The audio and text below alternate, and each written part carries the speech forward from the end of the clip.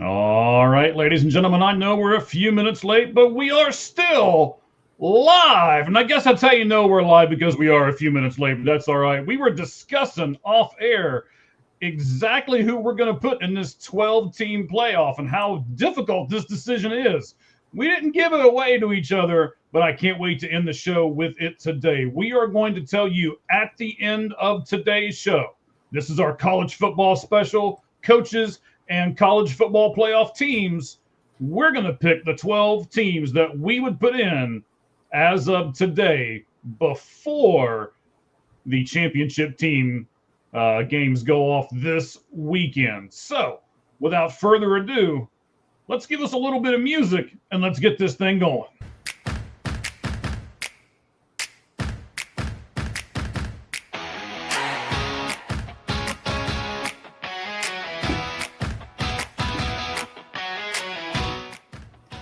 All right.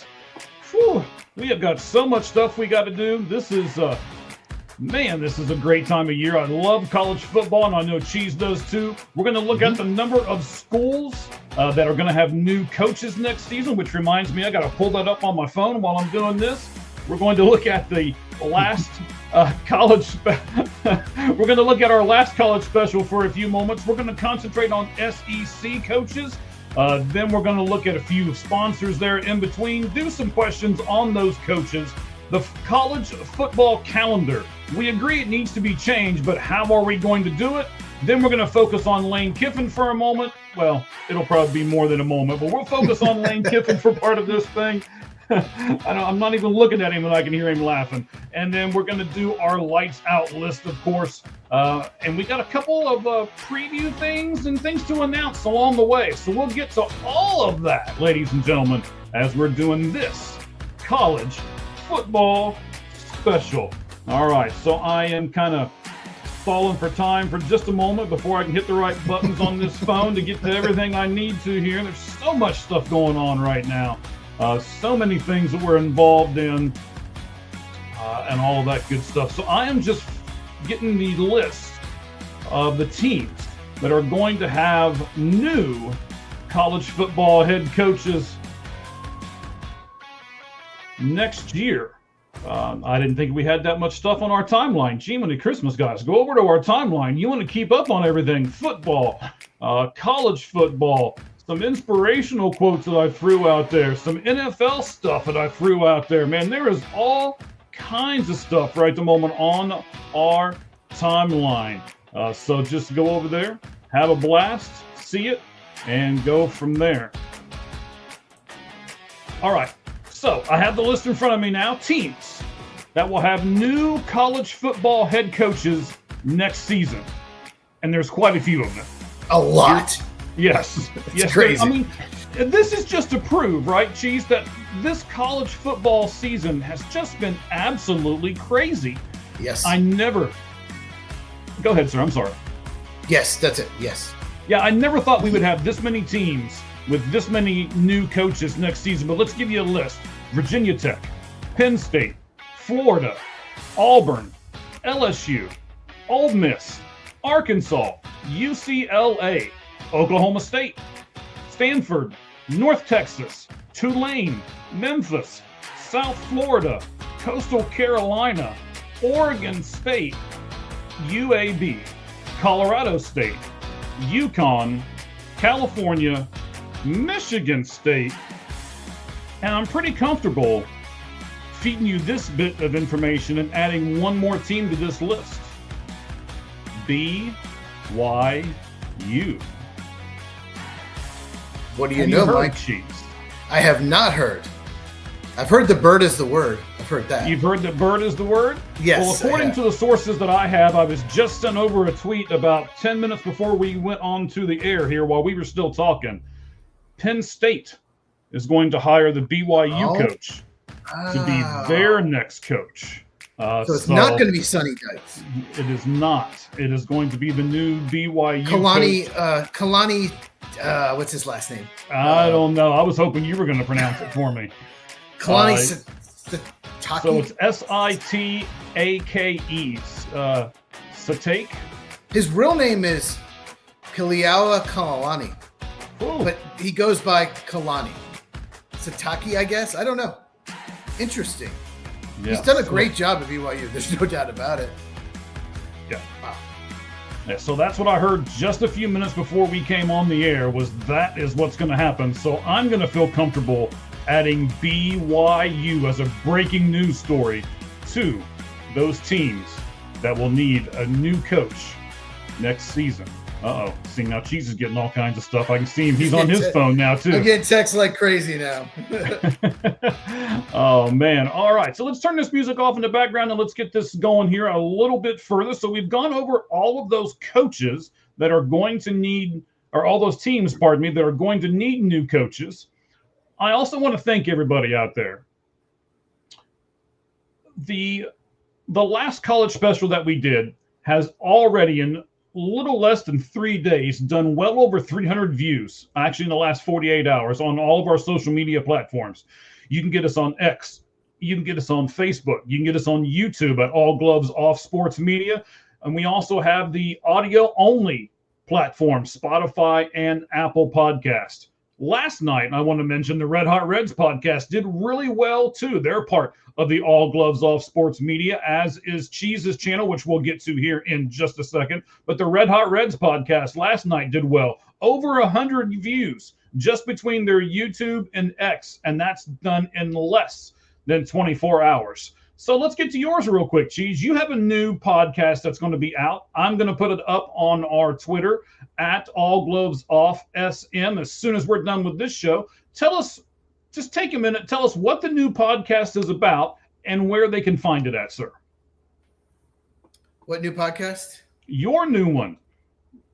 My new one. I have a new podcast. Didn't I see you put a new podcast up? I didn't post it up yet because I was doing a bunch of other stuff. You mean a new video? A new video. Okay, if that's what you want to call it. Come on now. You're a podcast machine. A new video, a new podcast, whatever you want to call it. I started a new podcast. I did not know. I was like, wow, I did that without knowing. Yeah, I put out a new video today. It's about the Minnesota Vikings quarterback situation, why I think they should have kept Sam Darnold, why they needed some kind of bridge, and they needed to give JJ McCarthy a few years to, learn. And it's all about that. And you can find it on my channel at Football with Cheese. CHEEZ is how you spell cheese. All right. Fantastic. I have to throw this out there real quick before we get into this. I don't like to do a whole lot of stuff, especially not personal stuff beforehand, but I've got to put this out there. Cheese knows I've been off work for about the last week or so. I have tomorrow off as well, so that I can prepare and get everything done for the podcast. We're really moving forward with everything that's going on with at All Gloves Off Sports Media. But I also have to give a special shout out to my wife. Yesterday, we have been married for 34 years. That woman deserves a medal. Yeah, definitely. You don't have to agree so much, Cheese. I mean... Oh, man. But for those of you who know me, for those of you who are with me and have been since the beginning, I certainly appreciate it. Yeah, I love that woman to death. And 34 years together with somebody is pretty rare these days. So I want to thank her, and I want to tell her that I love her before we get everything going here on the Lights Out Sports Podcast. All right. So let's do some of this stuff here. We're going to get into SEC coaches. And we're going to do those specifically, all right? So, Auburn, Alex Golesh, right? Is that how you say his last name? Sure. Well, he was at Tennessee, right? So he previously served as a head football coach at the University of South Florida. Prior to that role, he was the offensive coordinator and the tight ends coach at the University of Tennessee. He was actually born in Moscow, which I thought was interesting. He moved to the United States when he was 7. He grew up in Brooklyn and Dublin, New York.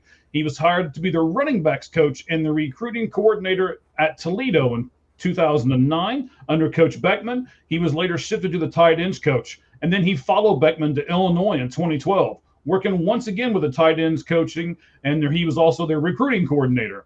He was hired as a tight ends coach and recruiting coordinator then at Iowa State in 2016 under Matt Campbell, who he worked with at Toledo.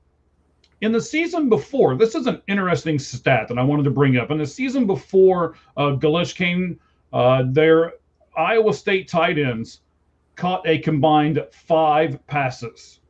And in 2019, after he took over, they caught 75 passes.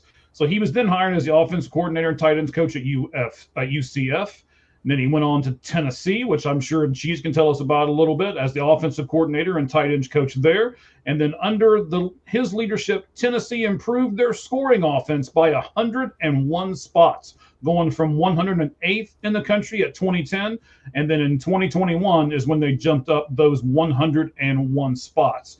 In 2022, he once again led the Volunteers to their best offensive score history, finishing as the top-ranked offense with 46.1 points per game. So he's an offensive guy. He was hired as UCF's 6th head coach, and then he went to the Bulls. He got them to a 7-6 record in the first season, 7-6 in the second, became the first coach in program history to secure bowl eligibility and 2 victories in those bowl games in his first 2 seasons. His third season was actually the breakout one for him because he went 9-3, their first 9-win campaign since 2017, and then their best overall mark in 8 years. The team ranked 3rd nationally in offense. So again, another team, but a really good offense, and 5th in scoring. And they returned to the top 25 in the AP poll for the first time in 7 years under his leadership. Whew, that was a lot of stuff. So Alex Golesh, you want to talk about him at all, Cheese? Yeah, he came over. He was hired by Josh Heupel when he was at Central Florida, and brought him with him when he became the head coach of Tennessee. And there's no doubt about it. I mean, it's Josh Heupel's offense, but there's no doubt about it. The offense completely changed. They run that system. I like to run a lot of 4 wide receiver, 1 running back, run a play every 20 seconds type offense. It's really fun to watch. It's really hard to evaluate if you're a draft analyst, though, because no one in the NFL runs that offense whatsoever. But there's no doubt about it improved. It did help that they got Hendon Hooker, a transfer from Virginia Tech. They did not have a quarterback the year before. So it really helped that they finally got a quarterback that could actually play. But he did a tremendous job at Tennessee, and it's a really good get for Auburn. And Auburn needs a lot of help on offense. They do. They do. So I think that is an interesting get for them. We'll talk about all of these coaches here in just a second as far as what it means as far as the college landscape and all of that kind of thing. First, before we do that, I want to say Battle Bites. Go to fuelyourbattle.com and use the code ALLGLOVESOFF10 for 10% off your orders. And they also give 10% of everything that they make right back to the Wounded Warrior Foundation. So that is a fantastic thing for them. And you can help out by going to AllGlovesOff10. Use that code. You go to fuelyourbattle.com and get yourself some good jerky. All right. So I'm going to throw all that back on there. Appreciate you guys hanging with us for just a moment. We're going to do a couple more of these coaches in the SEC. Arkansas's newest coach, Ryan Silverfield. He was actually the quarterback's coach at Jackson University. Then he went to UCF for a couple years. And believe it or not, he went to the football ranks and he joined the Minnesota Vikings staff. He was there for 6 years in various positions. He went to 1 year in Toledo. Then he went to Arizona State for about a half a year before he departed from them and went back to the NFL as the Detroit Lions offensive line coach. Then at the conclusion of 2015, he was hired by Memphis. Of course, Mike Norvell was there at that time, and he was hired as an assistant. He remained in that position for 2 years before being tapped as the offensive line coach and the running game coordinator in 2018, and was elevated to assistant head coach in 19, was named their interim coach when Norvell left to take the spot at Florida State. And now he is the newest coach in Arkansas. Anything you want to add to Ryan Silverfield, Cheese? Well, Arkansas got a good firsthand look. They actually lost at Memphis this year. They're like, well, if we can't beat him, let's get that guy as a coach. Yeah, I didn't know too much about him, but he's done well last couple of years for Memphis. So, I get it. Arkansas is a tough job. So, it's tough to win in the SEC. So, well, it's not one of the stronger programs, but, we'll see what happens. Okay. So Florida has now hired as well, staking with the SEC, John Sumrall. He was He played college football at the University of Kentucky as a linebacker, where he led the team as a junior in 2004. But prior to his senior season, he was diagnosed with a spinal condition that ended his career. So then he jumped into coaching. He started his coaching there at Kentucky while he was still with the team getting his degree. After a couple years, he was hired by San Diego, and then he went as defensive coordinator at Tulane. Then he went to Troy as their assistant head coach and special teams coordinator. He was then named linebackers coach at Ole Miss. He returned back to Kentucky in 19 as the inside linebackers coach, was eventually promoted to the co-defensive coordinator there. And then he was hired as a 23rd coach of Troy in 2021. His first season there, they went 12-2. And in the second year, he went 11-2. So they're back-to-back. They went to the Sun Belt Conference Championship. And then on December 8th of 2023, he was hired as a 42nd coach at Tulane. In those 2 seasons with the Green Wave, he guided them to back-to-back American Conference Championship games appearances as well. And here's an interesting nugget that we may want to talk about for a moment. He will actually coach Tulane's postseason games for this season before moving on to his new position at Florida.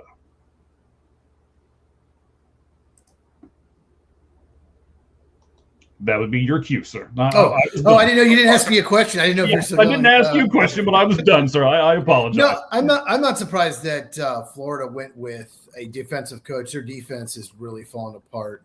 Some games they got absolutely torched this year. You know, it's Florida. You should do better than this. You should be a good program. It's a good job to get, but it was a disaster this year. But you know what? I just thought of something. Well, I was not answering you. Well, I was just all that silence. If you have success in the American Conference, you're gone. Like North Texas coach went to Oklahoma State. Tulane coach goes to Florida. South Florida coach goes to we just had it. Where'd he go? Whatever. Memphis coach goes to Arkansas. South Florida coach, I totally lost it. But that's all right. I can't help you there, buddy. I don't follow that conference real big. So he went to Auburn. Yeah, Alex Golesh. Yeah, he went to Auburn. So like the 4 of the top coaches in the conference, if you win there, we're going to steal you. You're going to get a better job. So I think that's interesting. Teams are not going the coordinator route. They're going the head coaching route from maybe a non-power 4. I'm noticing, and that's who they're plucking. They're not going, a defense. They're not doing the Kirby Smart thing. He was Alabama's defensive coordinator. They're doing let's get a proven head coach from a smaller program. That's an interesting concept, though. A proven head coach from a smaller program instead of some kind of coordinator or assistant from a proven program, right?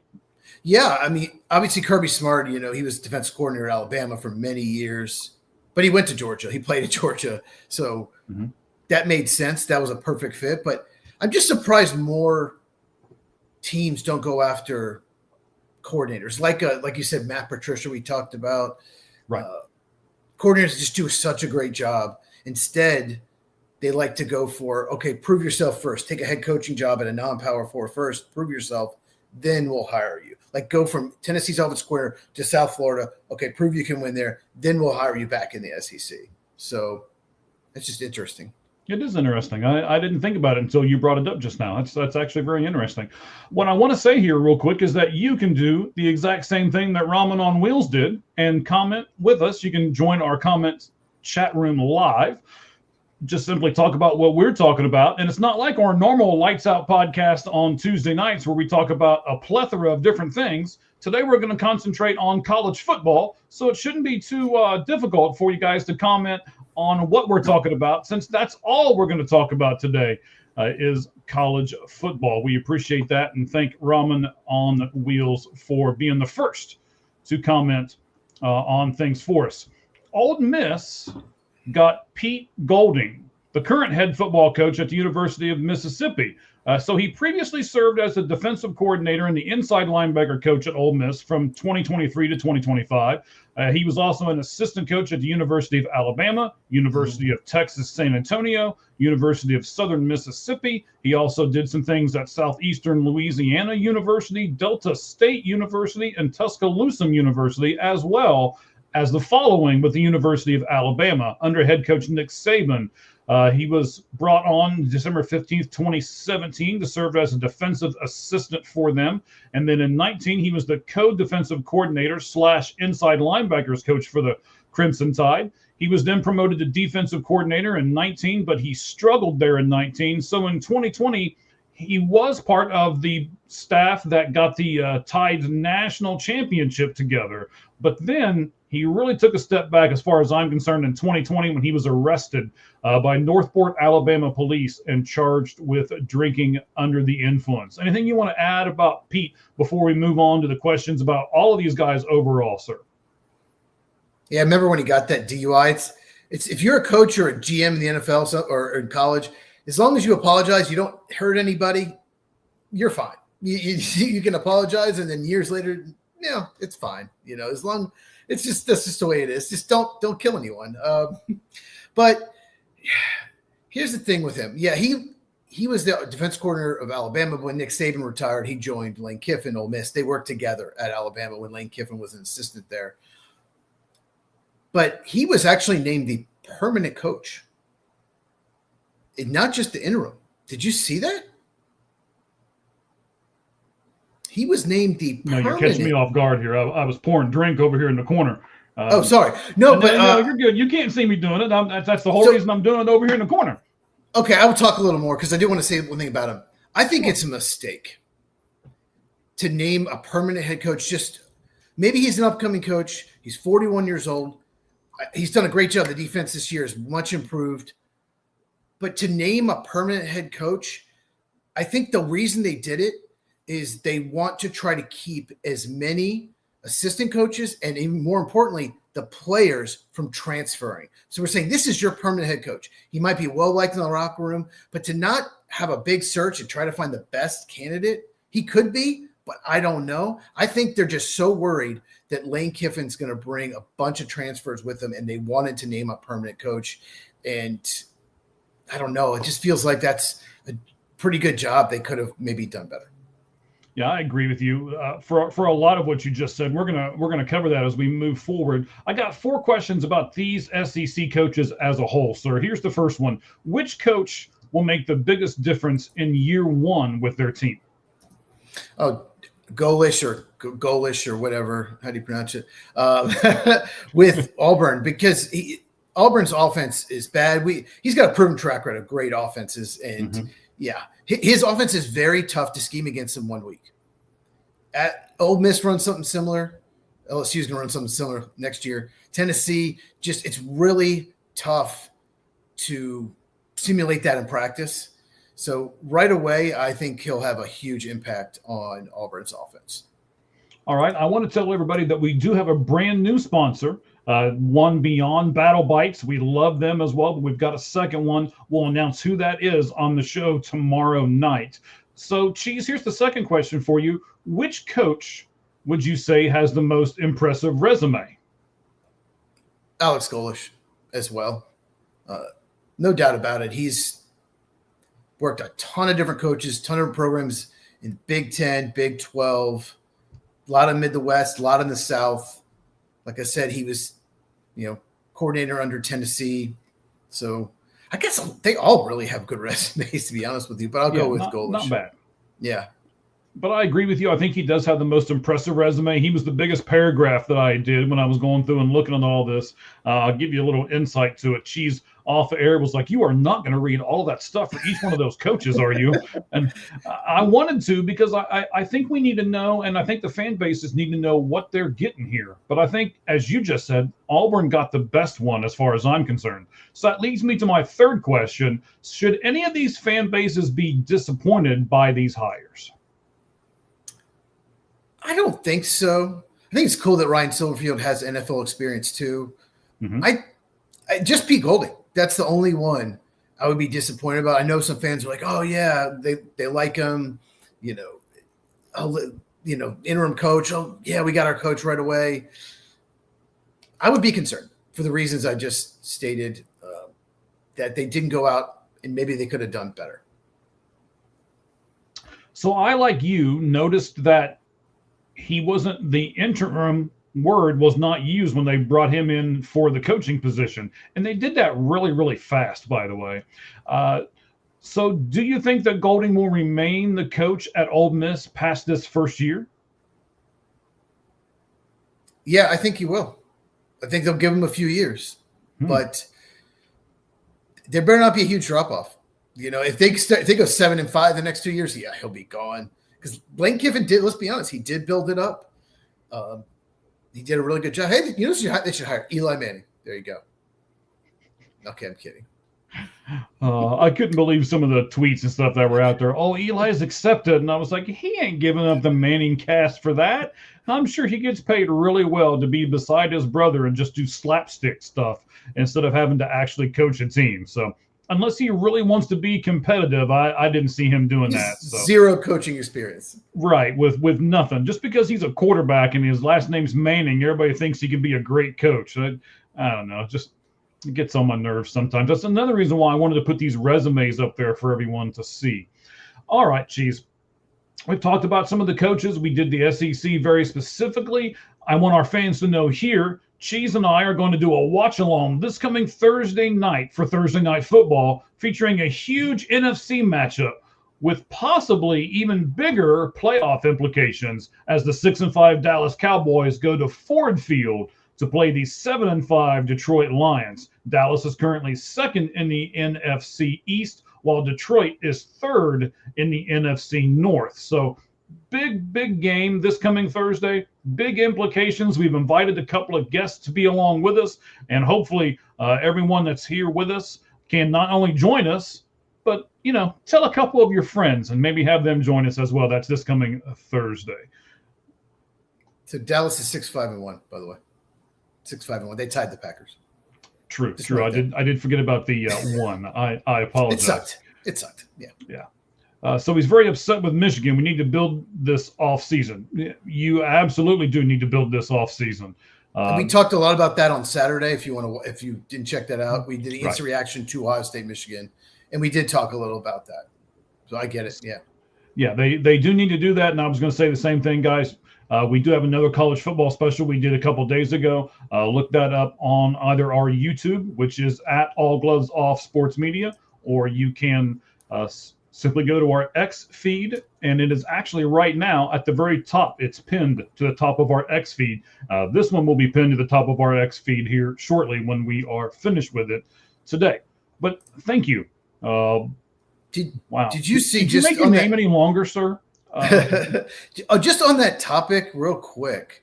Right after we finished, I looked something up. Did you know how much money Bryce Underwood is making in his NIL deal?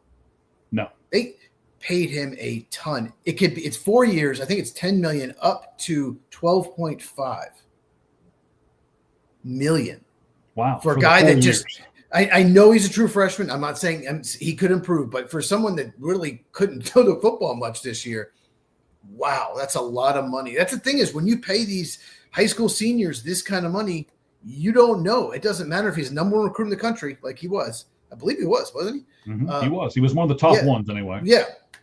You still do not know. It's like when you sign an international free agent in baseball, they could be the number one signing, has all 5 tools. They could get to A ball and can't even hit. Can't hit a thing. Right. So you just don't know. So that's a lot of money for a guy that threw for 63 yards against Ohio State. Yeah, I was going to say he didn't even throw for 100 yards against Ohio State. You had the exact number. Good job on you. 63. You're welcome. So 8 completions. 8 completions. Yes. Oh, man. I think his uniform number was higher than that. Anyway, I don't want to act like too much of a homer, right? I'm an Ohio State guy, so I don't want to get on here and scream about it too much. They won. That's all that matters to me.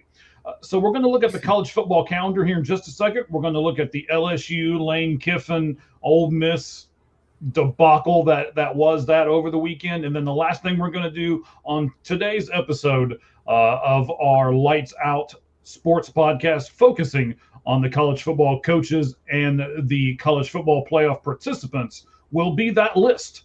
We're going to do our Lights Out list. It's our version of the top 10, but today it's a special one because it's the top 12 participants right now as far as who we would put and in what order in the college football playoff. So let's talk about the college football calendar for a second, Cheese. I got some really good questions that I can't wait to get your answer on when we go through some of this stuff here, and then especially with the Lane Kiffin things we'll get to in just a moment. But first, should college football adopt a model where teams can't hire new coaches until after the college football playoff is completed? No, absolutely not. Because it would give the teams that didn't change coaches a huge advantage in recruiting. You can't say, okay, you have to wait till late January, mid-January to get your head coach in place. You lose all that recruiting time. So, but no, you can't do that. You have to let a program get a head coach when they want. If they fire a coach at the end of the year, they can hire right away. If they hire a coach after week 3, or the Virginia Tech, they got to jump on it. They hired Franklin early. You can't tell a team you can't have a head coach in place. I know it sucks, but you can't. What do you think? Okay. So it's no. No. I'm not sure if I agree.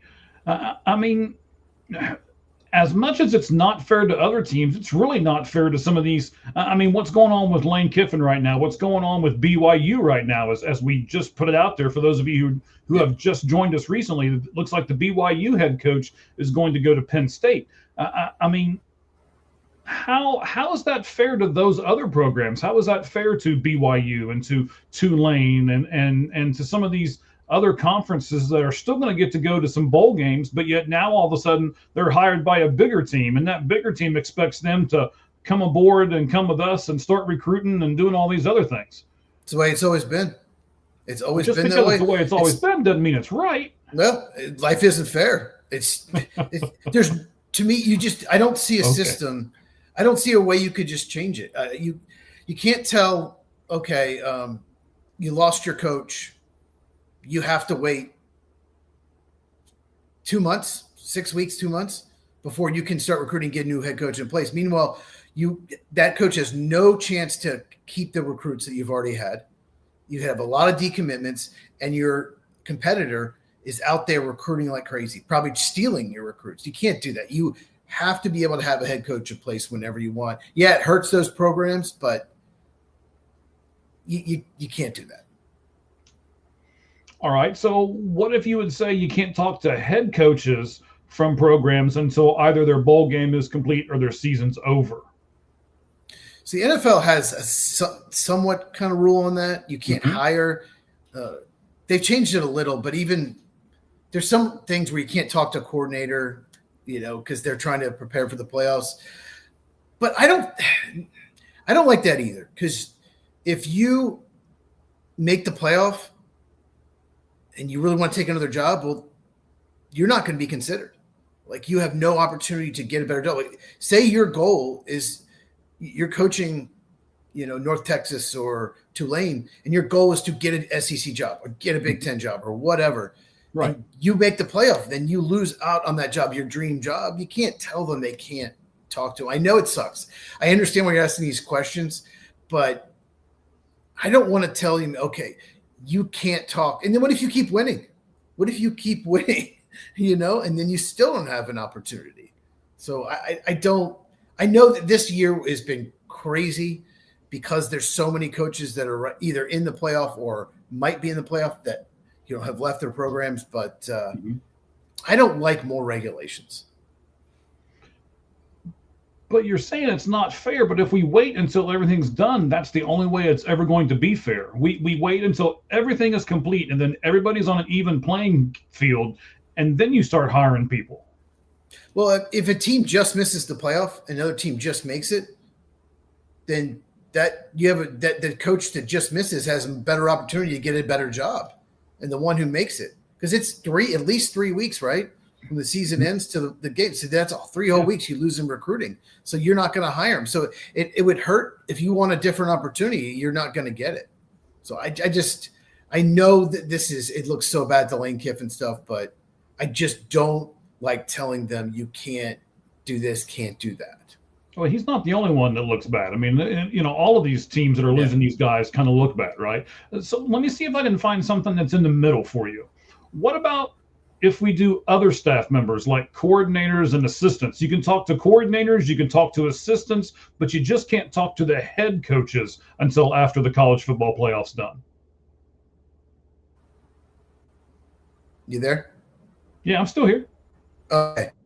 Second. No, I mean, how is that fair? You can talk to their coordinators, but you can't the head coach? I don't think so. You can't say, okay, because you're the head coach. No. If you can talk to coordinators, you should be able to talk to the head coach. Okay. All right. I can see that too. That's why I'm not going to argue with you on that one. But it's a bad system, but what I really don't want is just all these rules and regulations in place to try to fix it and thereby actually hurting programs that need new head coaches. All right. So last one on this college football calendar here. You've kind of already answered this one and a little bit of the other answers you put in there. But if you are the head of college football, do you make radical multiple changes to try to fix everything in this calendar deal, or do you just make a few subtle changes and kind of go a little at a time? I just don't know what subtle changes they would make. Definitely not radical changes. I don't know. The thing is, you have there are players that go to programs for the coach. They go to Georgia for Kirby Smart, right? Or they go to Clemson for Deebo Samuel or whatever, right? And then they can just up and leave. But now that you can do the transfer portal, so that kind of took that argument away. Well, if the head coach leaves, the player gets screwed. But now you can transfer. So I don't think I'd make any changes. I know it sucks. If there's a subtle change that would make sense, that wouldn't hurt teams' ability to get a coach in place and recruit, then yes. But yeah, I don't know. Okay. Is there any subtle changes you would make? Well, let me go with this subtle change. Let me throw this comment out there. All you got to do is use our name in your comments twice, and we'll make sure we put you up here, right? So Caden the Diesel Freak here says Ohio's defense played, I like it, lights out, and they're going to knock Indiana's lights out. So I'm all over that one, buddy. I appreciate that. And then he's got one more that we got all kinds of comments coming in here. Hang on. Let's see. Let me make sure. Yeah. We'll just keep feeding Caden here. Caden all of a sudden is a big fan of the show. So that's all right, man. We love first timers. We love that you guys all come along, and then you guys can comment with us as well. We'll put up another one here. Okay. Yeah. All right. That's fantastic, man. I'm glad you played high school football. I've said it before. I didn't. I was kind of the guy on the sidelines, watching and dissecting and stuff like that. So that's probably why I'm doing a podcast and I'm not playing right now. So, but I appreciate all of you who do and know how this stuff works and gathers and everything else. So to go back to your question here, Cheese, I just don't like this. I don't like how the college football landscape is right now, where I think the first thing I would change is only one portal window opening. I mean, I know we're not talking about the portal window right at the moment, but there would be one portal window and that's it. We would have the coaching and stuff right before the portal window. And I just think other sports do their calendars better, especially the NFL. The NFL does their calendar really well. And they spread stuff out over the year so that we're always talking about them. And then there's free agency and there's the draft and there's, the Pro Bowls and the Super Bowl. And there's all this other stuff that free agency comes into play and everything else that they stretch everything out. College football seems to be at this point right now where they're just like everything's firing on all cylinders. Everybody's shooting off a gun right now. And we're all trying to move out of the way so the bullets don't hit us as they're flying by. I just thought of something else. Sure. So what if, like, for example, just use an NFL example. In 2022, the Minnesota Vikings waited till the Rams won the Super Bowl before hiring Kevin O'Connell, who was the Rams offensive coordinator. Last year, or this past year, the Saints waited until Kellen Moore won the Super Bowl. They waited and hoped that they would take the job, right? But that's a risk. What if they have a rule you have to wait till the college playoffs over to talk to these coaches? What if you wait till they're eliminated, like in the final four, final two, and then they decide, you know what, we built something here. I decided to stay, and you waited all that time when you could have hired someone that wasn't in the playoff. They just changed their mind. So that's another factor you got to think. Okay, we can't talk to this coach, but what if, like BYU's coach, for example, what if BYU gets in and they upset a few people and they're in the final four? And you wait, and Penn State offers a job. He's like, yeah, we almost won it with BYU. I want to roll it back. So then, you know what I mean? So that's another factor I just thought of. Yeah, that's just another factor. Okay. That's interesting. It's kind of a spot that I really didn't think about as far as that part goes. So yeah, I mean, there's good and bad to all of this. I'm just not sure if it's the best it can be. Maybe we need to make some more kind of subtle changes in order to get this thing going and get it on the right path. Just my opinion. Let's jump into the LSU Lane Kiffin Ole Miss mess, right? So here we go. I got a bunch of stuff for you, and you may even have more than what I do, but these are the questions that we're going to throw out there, and then I'll let you kind of feed at the end before we do our lights out list here.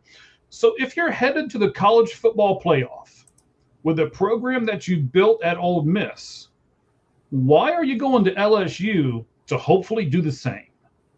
He's going to LSU because I'm sure they offer more money.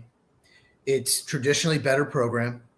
There's a lot of good high school football players in Louisiana that will go to LSU no matter what. They will not transfer. There's just fewer in Mississippi. It's just a fact. It's just an easier place to recruit. At least Lane thinks so. We'll see. Mississippi's been a much better program the last couple of years than LSU, whether that's Lane or whatever.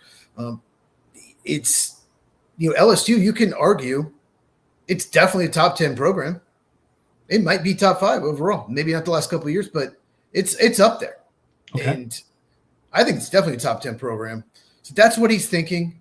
I just really want him to say, you know what, we're going to keep growing with Mississippi. But you know what?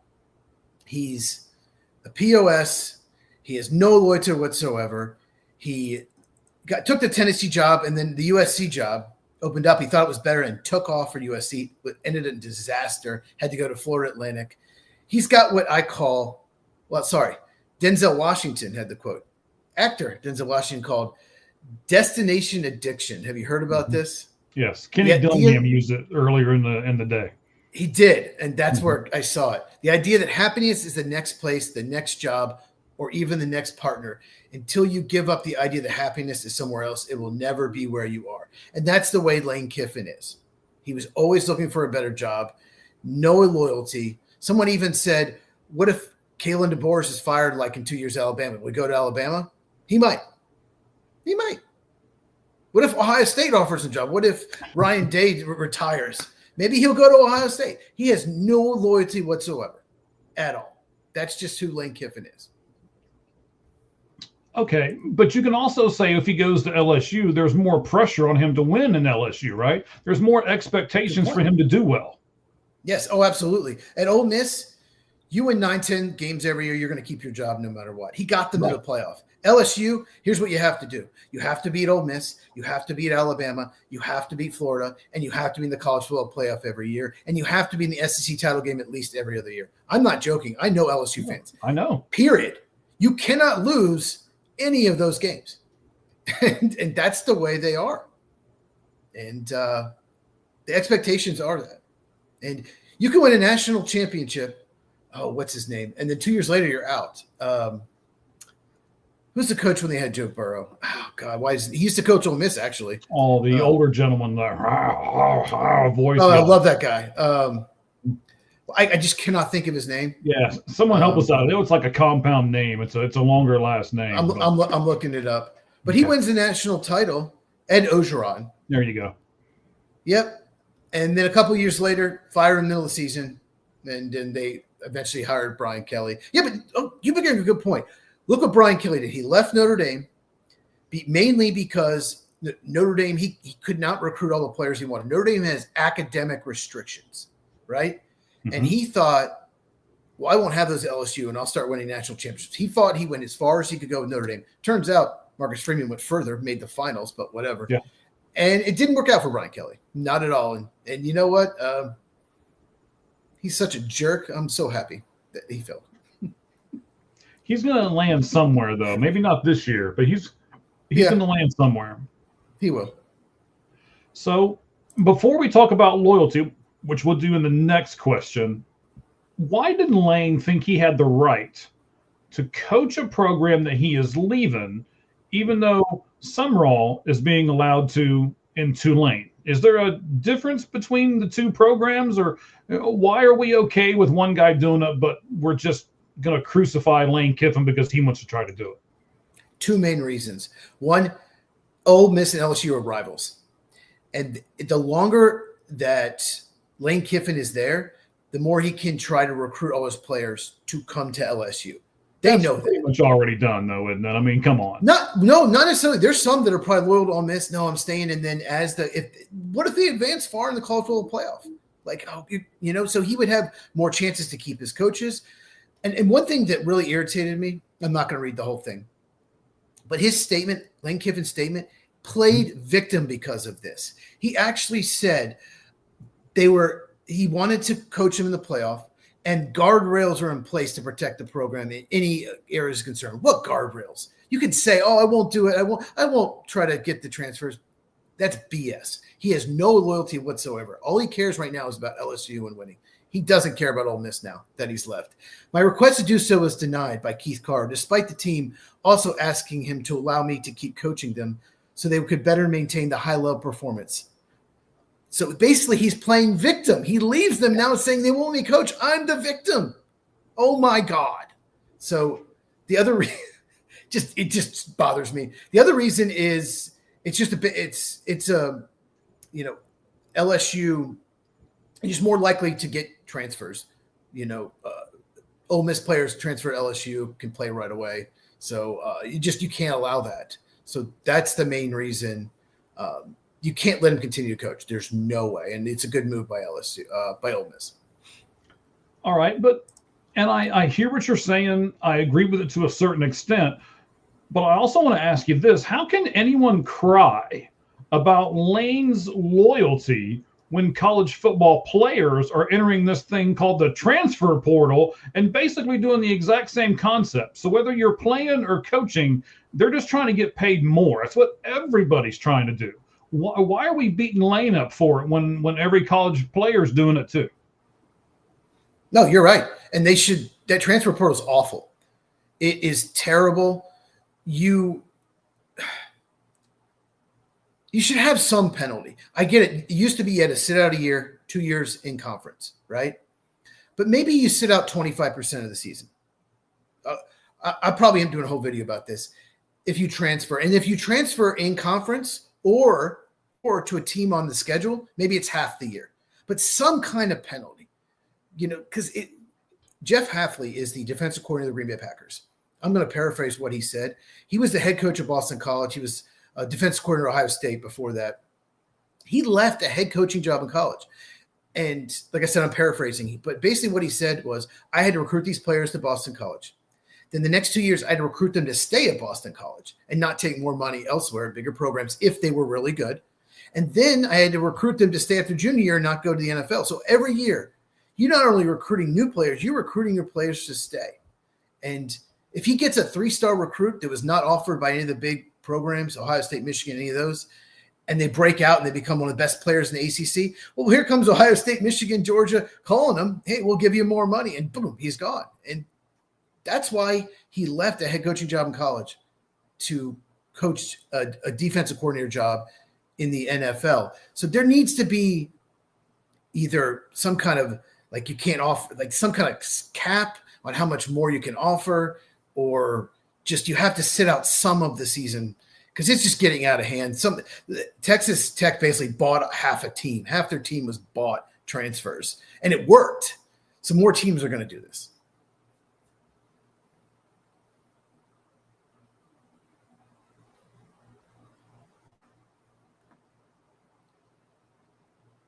I can't hear.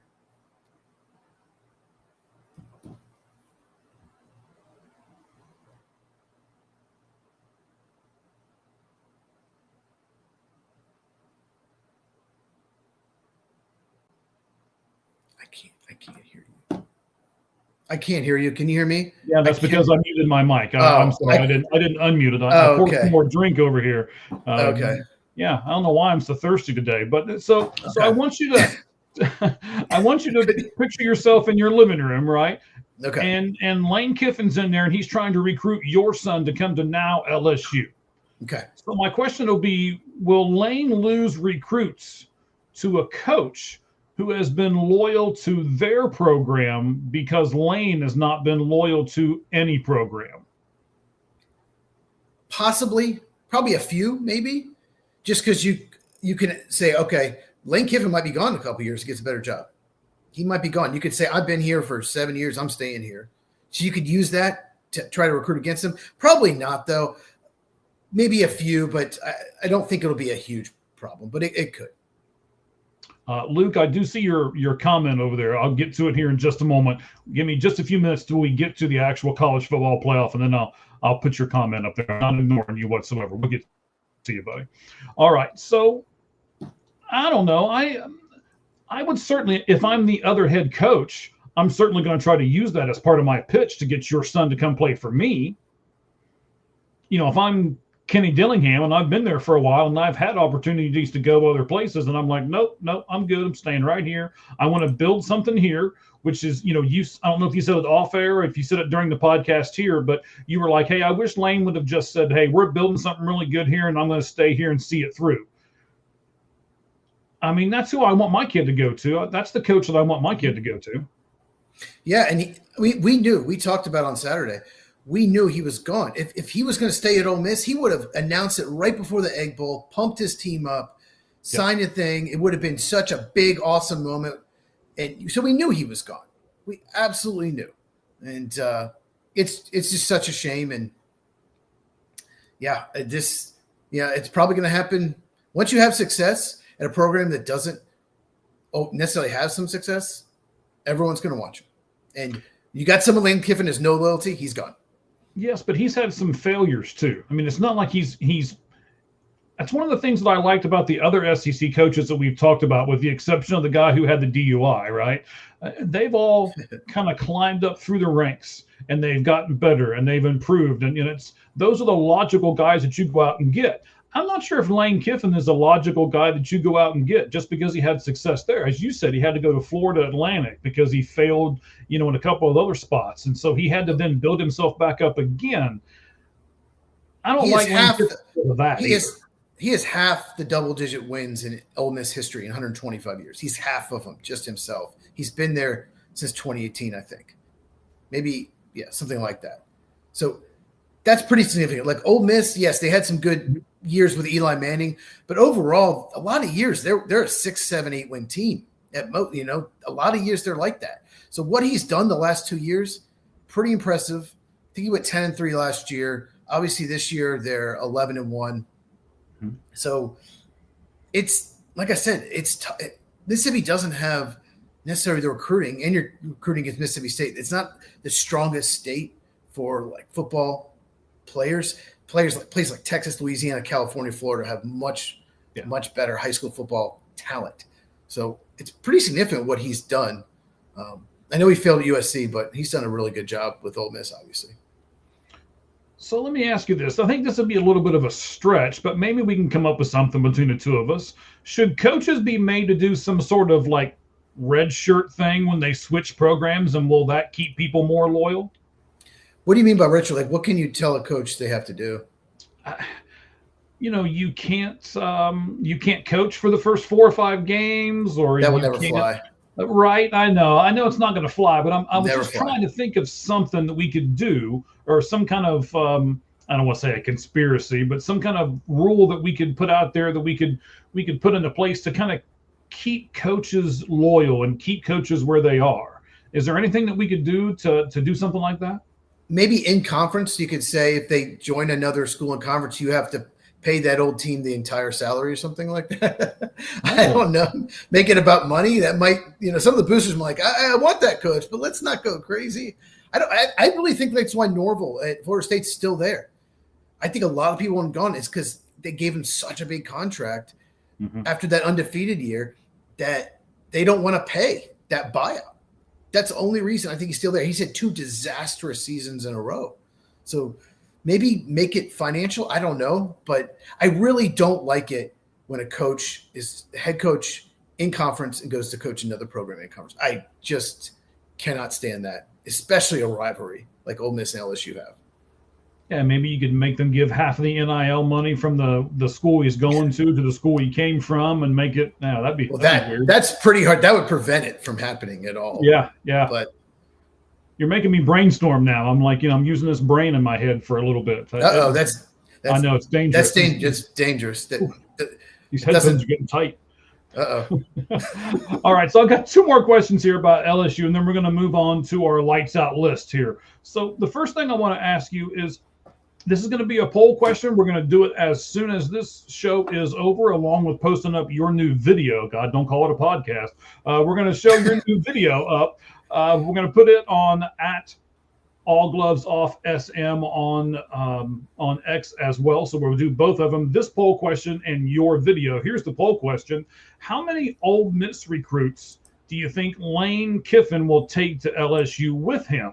And it's going to be 1 to 3, 3 to 6, 6 to 9, or 10 plus. What would your answer be right now? Oh, so only players from, not transfers, but only players from Ole Miss. Yes, only LSU. Yeah, from that would go from Ole Miss to LSU with him. So 1 to 3. Such a good question. Well, you kind of gave it to me yesterday. I know you did. I'm not looking at it. I was exaggerating yesterday. When I said that yesterday, I was exaggerating. I think it could be either C or D. I think it's probably somewhere in the 7 to 12 range. I think he'll take that many. All right. And I can't wait to see tomorrow when we look at how our fans are going to vote. We'll talk about it tomorrow on the Lights Out Sports Podcast. What are the times that the Lights Out Sports Podcast will be on, sir? Because I always mess it up. Go ahead. Every Tuesday at 8 Eastern, 5 Pacific, once, the time change happens. So it's 8 o'clock Eastern, 7 Central, 6 Mountain, and 5 Pacific. And if you're in Arizona, it's 6 o'clock. Okay. There you go. So I have a follow-up to this question, and it's this. Should the NCAA place a cap on the number of transfers that go from a coach's old spot to his new spot? Yes, absolutely. They should have put a cap on transfers to any program, in my opinion. You can only have so many transfers. You can have 25 scholarships a year for new players? Correct. Well, you need to put a cap on these transfers. Like, you can have maybe 5. That would prevent all this NIL, all these things just buying a team. Texas Tech literally, I think it was either 7 or 8 new starters on defense, all transfers. Like 7 new transfer starters. That's crazy. Depends. Yeah. I think she's saying that you need diapers. You are much older than me, so maybe it's you. That Maybe brain of yours causing. No, but depends. No, it's true. It depends, but definitely no more than 10. I would like only 5, but definitely no more than 10 transfers. And going from that team, oh yeah, it should be 5 or fewer. I think so. That I would like to see regulations on. Okay. So we're gonna get off of this Lane Kiffin stuff. I think it frustrates the both of us. So I was very happy that nobody's veins popped out of their forehead or anything like that. Do you have anything that you want to add to this before we jump into our lights out list? No, but I'll just say I saw the question about Texas. We are going to go over Texas a lot tomorrow. Yes. We're going to talk about it right now. We're going to see if maybe Mike has them in his top 12. Maybe I do not. But maybe, but we're going to talk a lot about Texas on the podcast tomorrow, and Sarkisian's comment. And despite being 3 losses, do we think they should get in? So we'll deal with that a little bit now and a lot tomorrow. That's correct. That's one of the things. It's one of the reasons why I saved it. I told him that I saw the comment, but I wanted to hang on to it for a moment. So I want to give you 2 things that we're going to talk about tomorrow on the college. Well, actually, I'll give you three. We're going to concentrate on these three things tomorrow. We are going to concentrate on Texas and Steve Sarkisian and what he said, and is he right? And we'll get into all of that tomorrow, right? We're also going to talk about all of these championship games, who we think is going to win and how will that affect the college football playoff. And then the next thing we're going to do our 12 people right now. But tomorrow, I think this may be just as interesting as our 12 that we're doing right now. We're each going to give you our first four out. The first four teams that are currently out of our 12 team, and see if by the time the real 12 get in, one of those four might actually make it in. So we're going to do those things tomorrow on the Lights Out Sports podcast. You already heard the times. I just mess them up. So then 8 Eastern, you have to correct me. 8 Eastern, 5 Pacific. Yeah. All right. So let me put this up here. Luke did ask this. Luke post 5626. Do you think Texas should make the college football playoff? We'll let you know right now, because that's what we're going to do next. We're going to give you guys our college football 12-team playoffs. Cheese. I want to ask you, and this is kind of a revolutionary thing for us. We usually do 10. Today we're going to do 12. So I'm going to ask you if we can do it backwards. We usually start at 10 and go to number 1. Today I think number 1 and number 2 teams are a little easier to do. So can we build the drama and start at 1 and go to 12 today? Sure. All right. Yeah, whatever you say. Whatever you want. Don't do that. And we'll finish with the teams left out, the next 4 out. So we'll basically do a top 16. Right, but we're going to do those 4 tomorrow, not today. Oh, we're going to do this 4 tomorrow? Okay, yes. I had them ready. Okay, it's called a tease, sir. That's what it's called. Okay. So we're teasing that, and we're going to give you those 4 tomorrow on the Lights Out Sports podcast. Now, I want to do this too. I want to do the music in the background, but I also want to do our 5 Flamin' 5 and 5 music and be able to explain to people who have never seen the actual show, the Lights Out Sports podcast, what that is. That is a thing where we start off every show with 5 questions for Cheese. We put flames up on the screen, and if he doesn't get those 5 questions right in the 5 minutes that we give him, now that we have got over 100 people with us live right now, then he bursts into flames, and I get to do the rest of the show by myself. So it's not happened yet. We've come really close a couple times. So close. But it has not happened yet. So let's start the music, and then we'll start the countdown.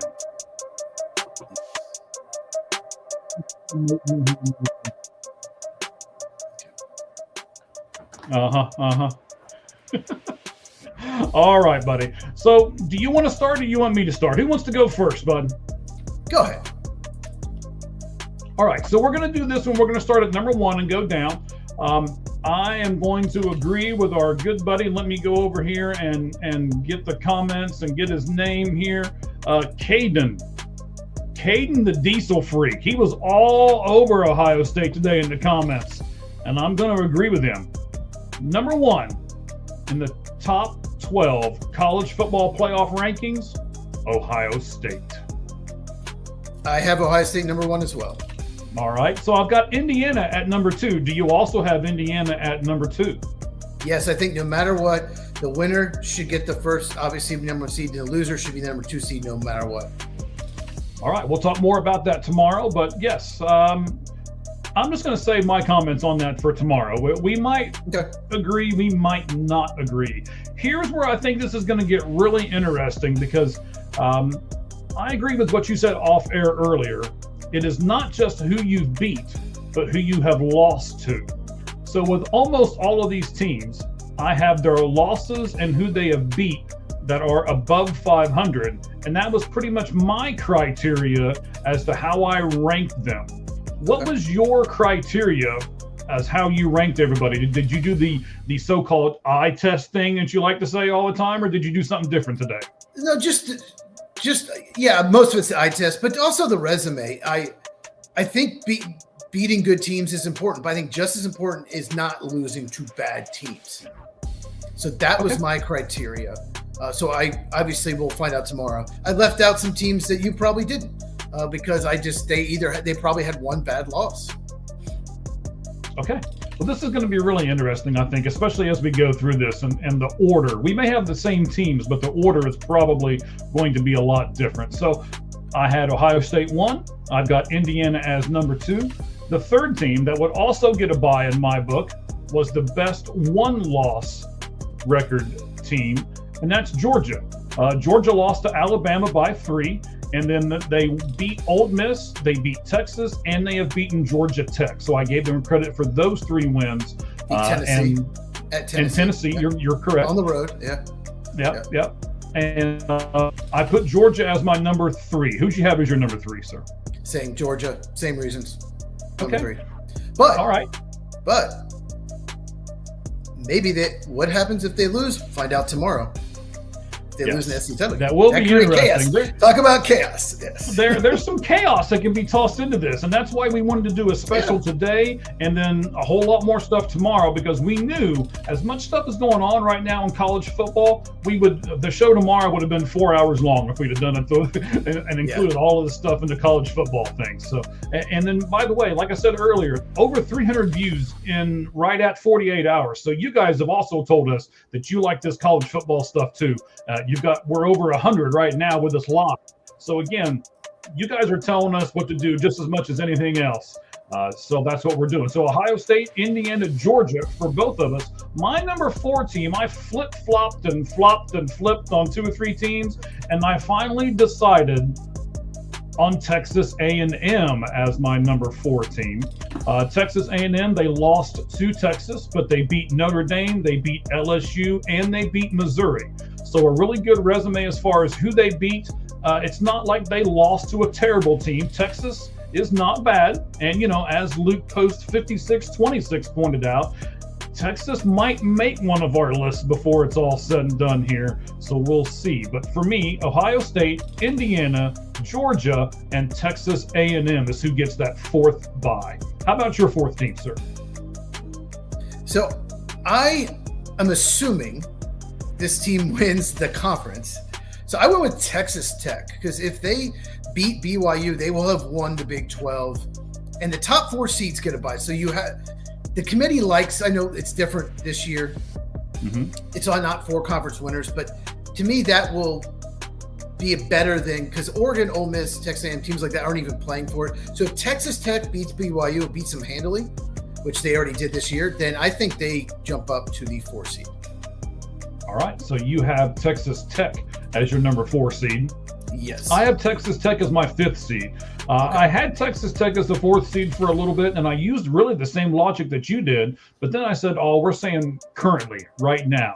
We don't know if they're going to win that or not. So that's why I dropped them down to number 5. But just to give you their resume here, they lost to a healthy Arizona State University. And when I mean healthy, the Sun Devils at that point had their quarterback, Sam Leavitt, thank you. Jordan and then they Tyson also had the receiver Tyson, right? Yeah. So they lost to a healthy ASU at that point. So I think that's not a terrible loss. And then they beat Utah and BYU as well. So easily beat both. Easily beat both those teams. Yes. All right. So who was your number 5 team, sir?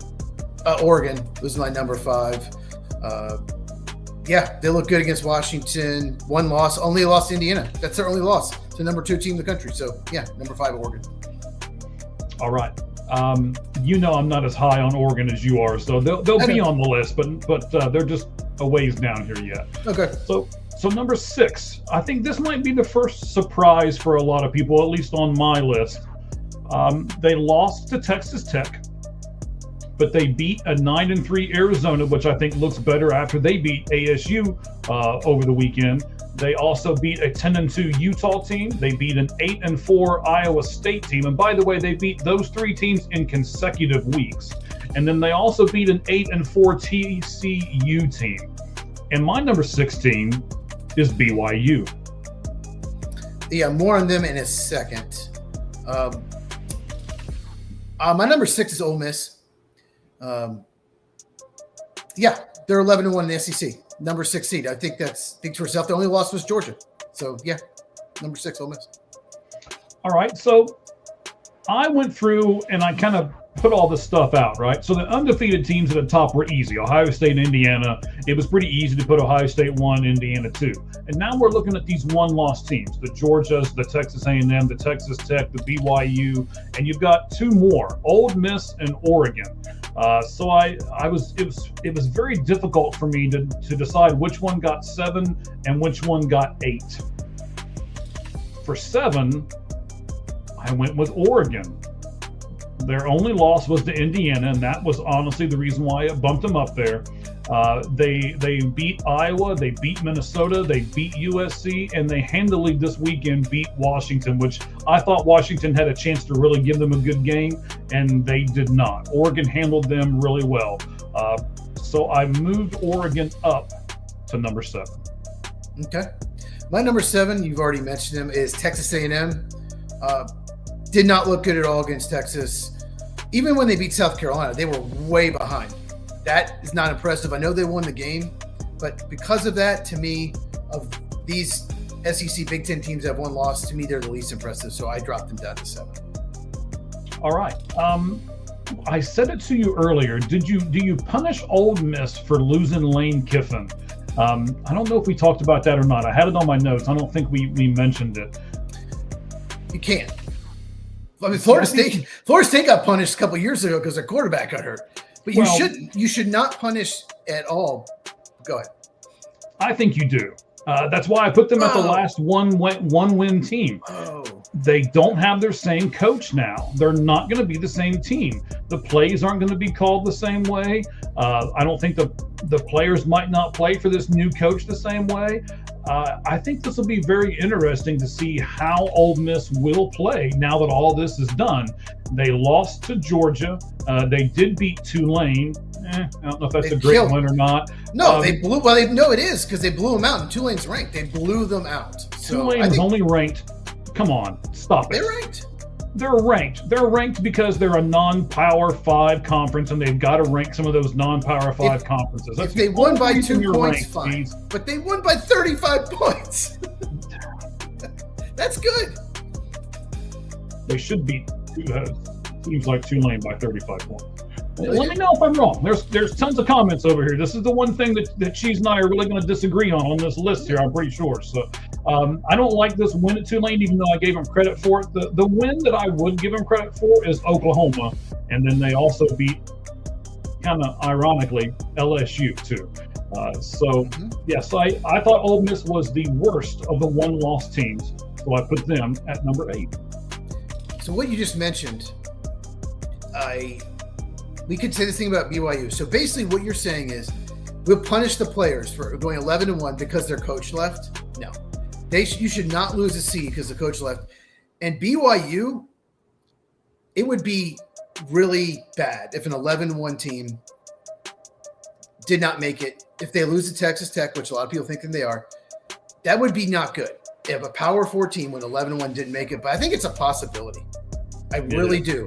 But their only loss was to Texas Tech. So they do not have a bad loss. Like I said, you need to factor in, if you have a bad loss, and they do not have a bad loss at all. So I have them at number 8, BYU, but I got a bad feeling they might not make it, but I hope they do. 11-1 regular season in the Big 12, you should get in. Okay. So at this point, at least to me, and this is how I divided it up, I'm looking at these 2-loss teams. And I'm like, okay, who is the best 2-loss team out there? And this wasn't even a consideration for me. I know exactly who the best 2-loss team is. I really want to see them play in the college football playoff, and I hope they make it far just because of how they scheduled not really how they scheduled their regular season, but I guess how it all kind of fell into place. And that's Oklahoma. So they lost to Texas and they lost to Ole Miss. Neither of those losses are terrible. The Texas one's not as good as the Ole Miss one is, but they beat Illinois State. You do have to give them, I know it's Illinois State, and if we're going to give Tulane credit, we got to give them credit for beating an Tulane's a lot better than Illinois State. A lot better. Tulane is literally playing for the playoff. I should not done it. Daggone it. Don't forget they beat Kent State as well. Well, Penn State's not above 500. They are at 500. So I only gave. They beat Kent State. I'm talking about Oklahoma. Kent State. I only gave them credit for teams that are above 500. So they beat Michigan, they beat Tennessee, they beat Alabama, they beat Missouri, they beat LSU, and in my destination, Kent State as well. And in my destination, that means that they are the best 2-loss team. So that's why Oklahoma gets put at 9. They beat Tennessee and Alabama on the road in back-to-back weeks. Yes. Once they did that, once that happened, it's like just beat Missouri and LSU at home, which they did. And they held them to 6 and 13 points. Their defense is incredible. So that's just such an impressive win. Yeah, Texas lost 23-6. Doesn't look good, but they finished strong. I have Oklahoma as well as my number 9 team. I was very tempted to put Oklahoma up higher. When I originally did this, I had them in like 5 or 6, and then I kept going, no, they've only got, this other team's only got 1 loss, and they don't have terrible losses. And I really looked at the Oklahoma loss to Texas, even though Luke Post 5626 might not agree with me.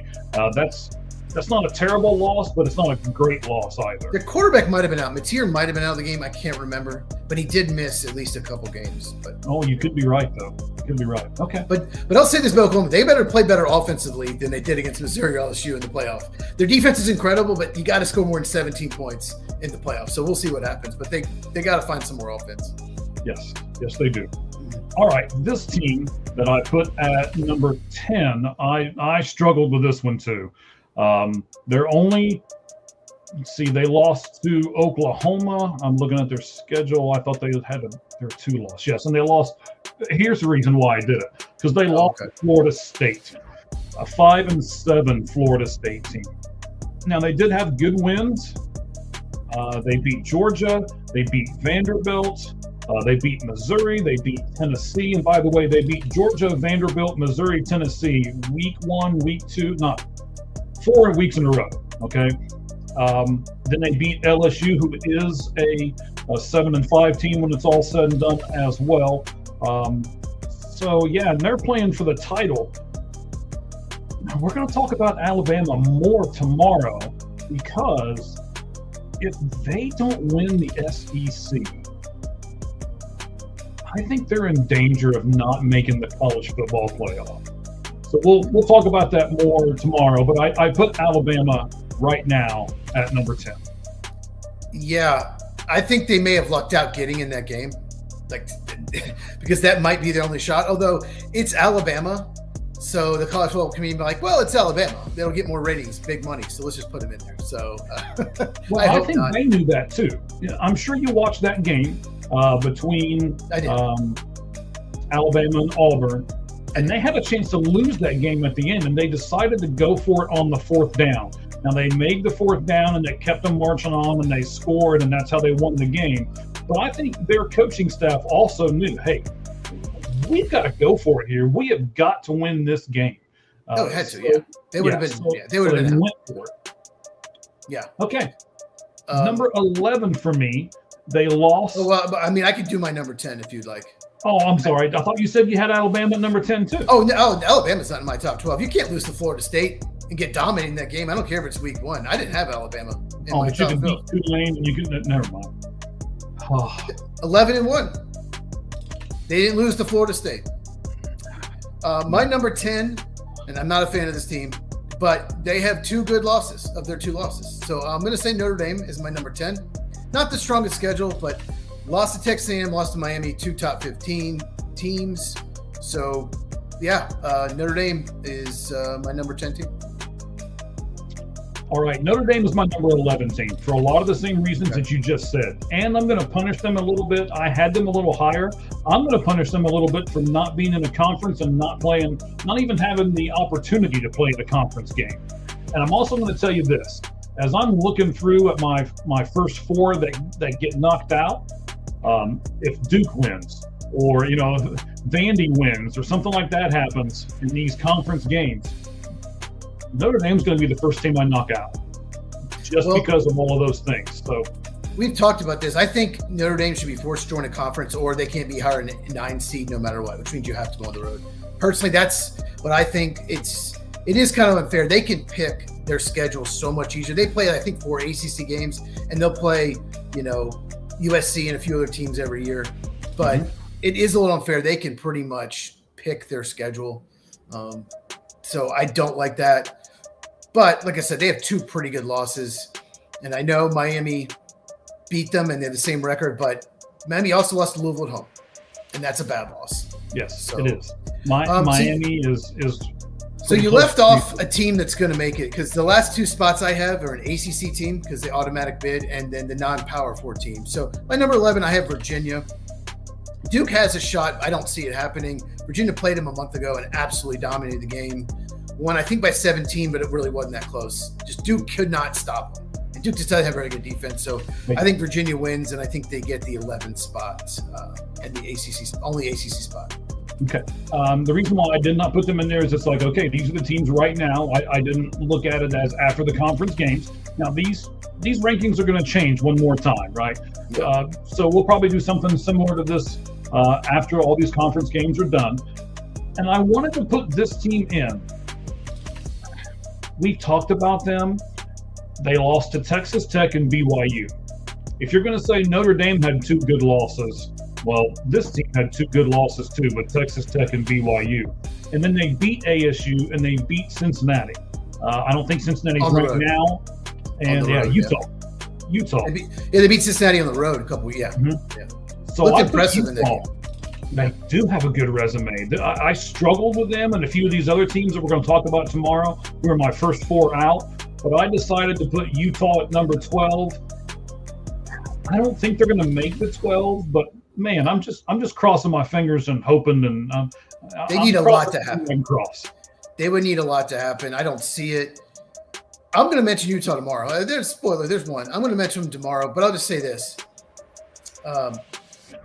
They have not looked good the last 2 weeks in their 2 wins against Kansas State, Kansas. They won on some fluky turnover. I mean, there's a lot of things that went right, or they don't win those games.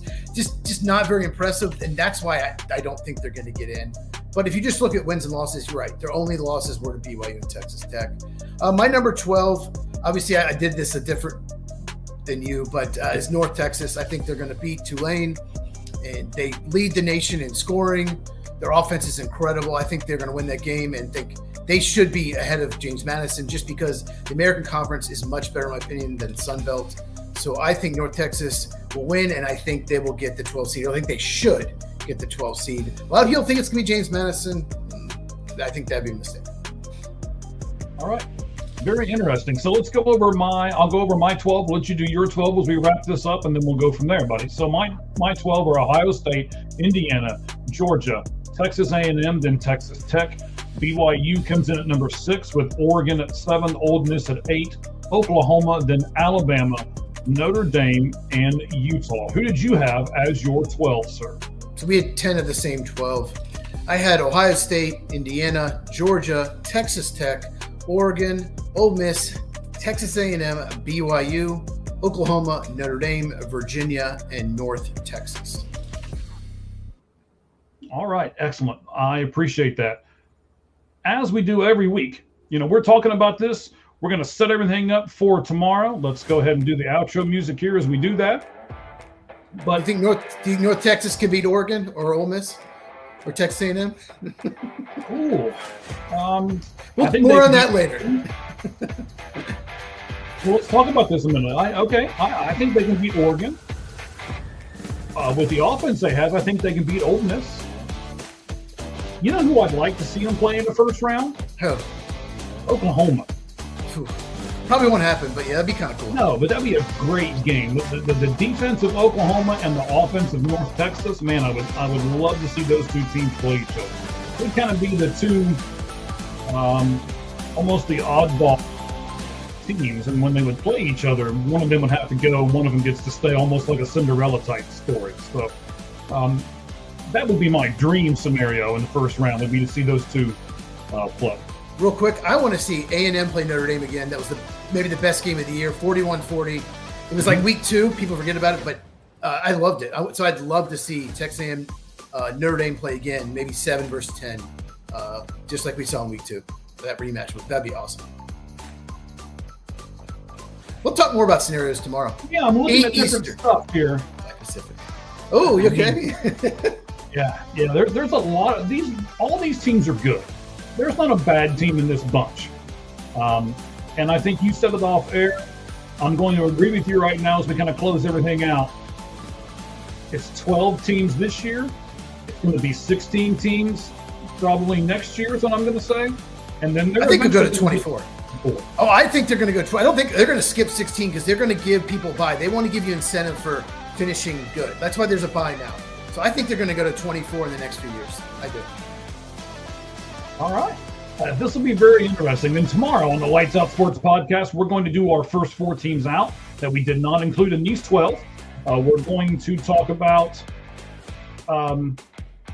Steve Sarkisian and Texas and everything that's going on there, just like we talked about Lane Kiffin in this episode. And then we're also going to do some NFL.